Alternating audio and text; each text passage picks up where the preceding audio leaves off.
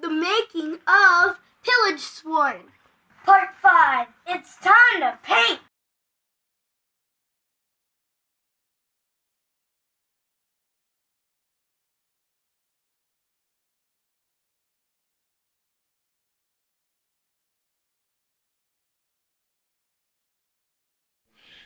I'm about to paint, and I'm going to use this acrylic gesso to adhere to the wood, because I've had a lot of trouble with when I paint the swords with just regular acrylic paint, that like any sort of contact at all, it comes right off. So I'm going to try this product, and we'll see if it helps at all.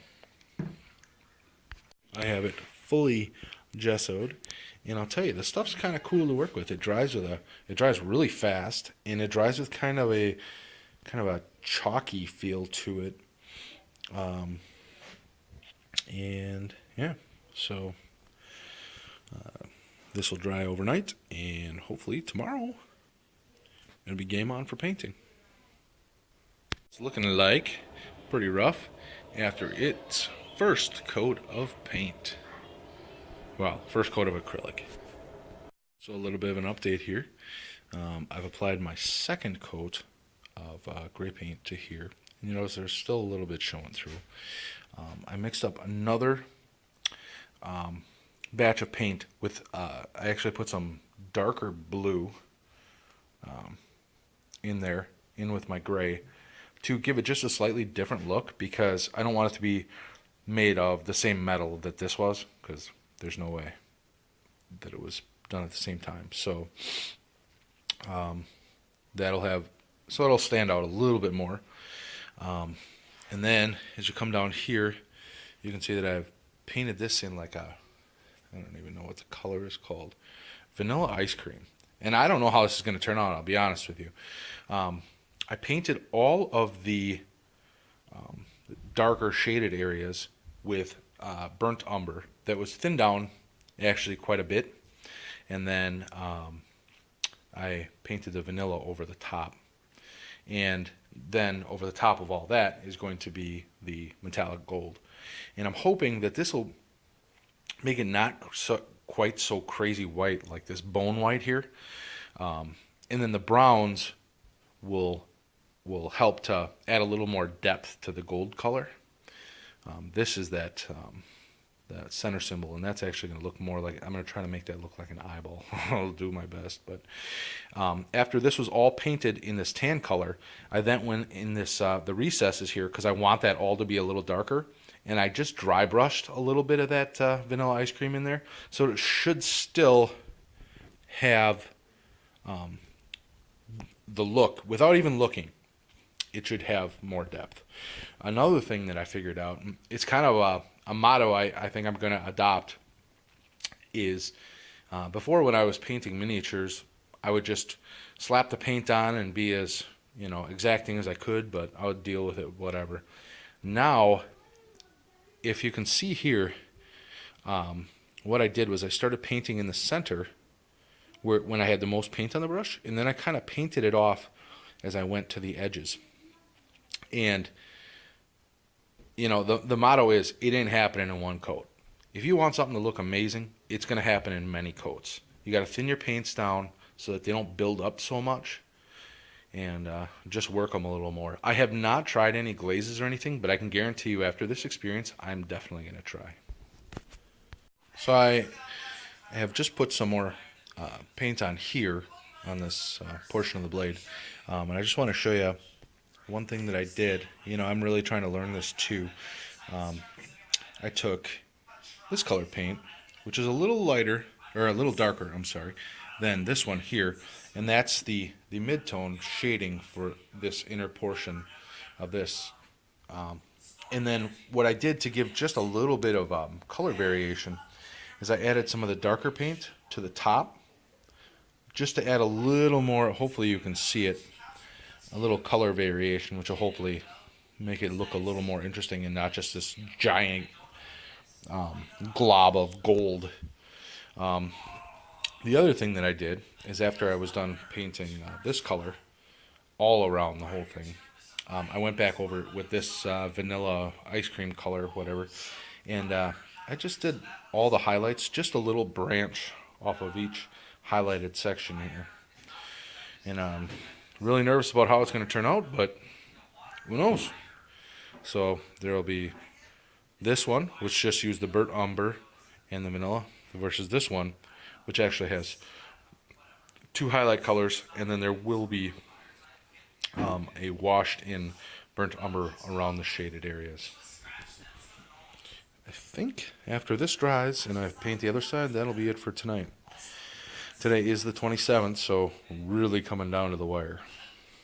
So today is actually October 30th, and I am not going to be able to finish the sword as much as I wanted to. This portion, it looks all right, but unfortunately, I do not think I'll have enough time to add all the extra depth in there that I wanted to. Plus, I want to make that look like an eye. And then as we move on to the blade, actually, why don't I just talk about this quick? What I did for this is I took this this gold paint here, and then I took a old crusty beat up brush, and essentially, really honestly, it's just dry brushing. I just get a little paint on the brush, wipe it off on a paper towel, and then just kind of like mash it in there. On this side, I don't know if you can tell or not, but I went a little heavy on the dry brushing.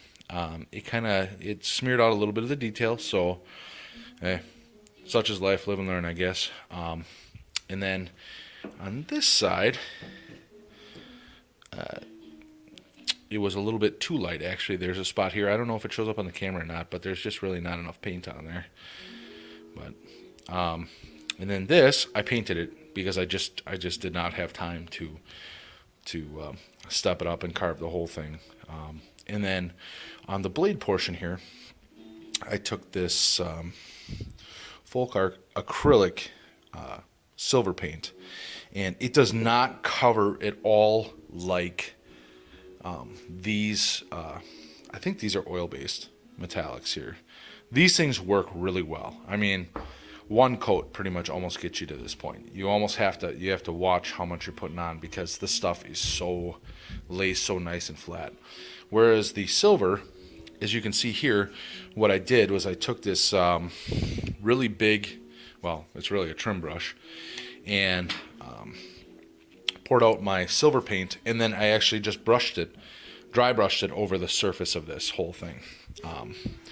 And really that was to kind of pick up all the highlights of everything. And honestly, I just really like how it ended up turning out as far as the blade goes. So now what's left to do is I'm going to put a little shading in here to really pick up all the height changes and stuff. We'll put some shading around here, and then all of these crags are going to have a nice deeper grayish brown, this stuff right here, brushed into the crevices, just to give the whole thing a little more depth. And then the blade is going to get a much heavier coat of the silver to create that little differentiation between the actual edge of the blade and the blade itself. So that's where I'm at. What I was saying before I was so rudely interrupted is the browns in here really kind of give the blade a little more depth and a little more of that beat up feel to it. So at this point I've mixed up some much lighter gray, and that will be dry brushed lightly along the edges here to just take it one more step up. It will also be lightly rubbed on all the surfaces here and on top of all of these rivets, and then on this Viking symbol here too. I'm sure you can see it, but I think I got a little too much brown in there, a little too much paint, so I'm gonna have to go over this and just kind of I'll take some of this is the color of the paint. I will thin that a little more and repaint that, and hey, I made a mistake. Live again. After that is finished, this will be dried. I'll flip it over. I'm going to do the same exact thing on the other side, and then I'm going to do another coat of the silver just to bring everything back up a little bit, and then a nice decent coat on the edge of the blade. Alright, so love it or hate it, it is November 1st today, and I did take this out for Halloween, and lots of people thought it was really cool. Here it is in its close to finished state. I did not get to do any carving on this, and then I wanted to make this look more like an eye. I honestly ran out of time, but there's that. And then I'll flip it over and you can check out the detail on this side. So that'll wrap it up. I will probably be making another video where I break this down and carve it. I don't know, it'll probably be in the future a ways, but there it is.